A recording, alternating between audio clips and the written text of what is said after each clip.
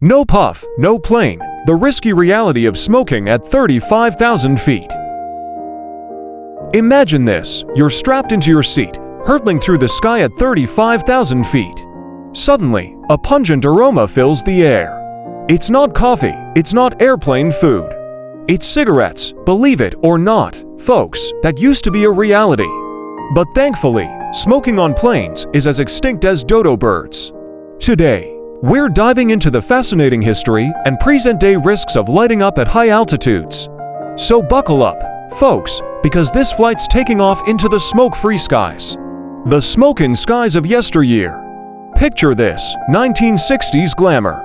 Stewardesses in crisp uniforms, martini glasses clinking, and cigarettes everywhere.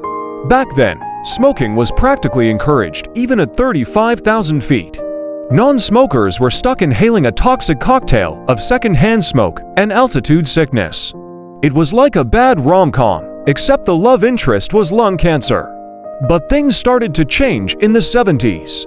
Growing medical evidence exposed the dangers of secondhand smoke, and passengers revolted against the smoky cabins.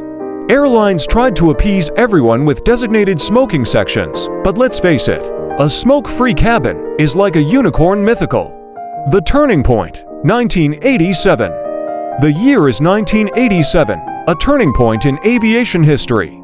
Enter Frank Lautenberg, a senator with a mission: clean the air. He spearheaded the Public Health Smoking Act, and suddenly, those fancy cigarette lighters became unwelcome in airplane aisles. It was a victory for clean air and public health. But was it smooth sailing? Of course not. Smokers were disgruntled, flight attendants worried about enforcing the ban, and some airlines dragged their feet. But science and safety won, and by 1990, all domestic flights in the US were smoke-free. International flights soon followed suit. Why the risks are even higher today? So, why is smoking on planes especially risky now? Well, imagine a metal tube flying through thin air.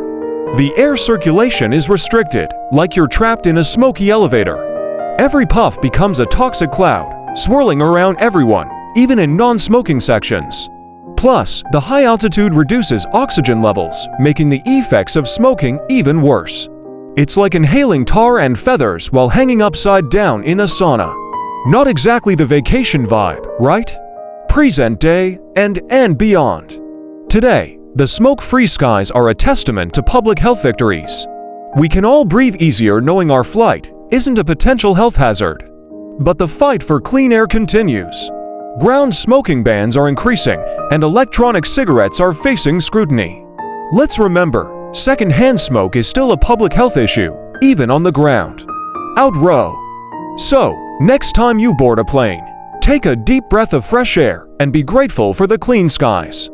And remember, smoking's a habit best left on the ground. Thanks for joining me on this smoke-free flight.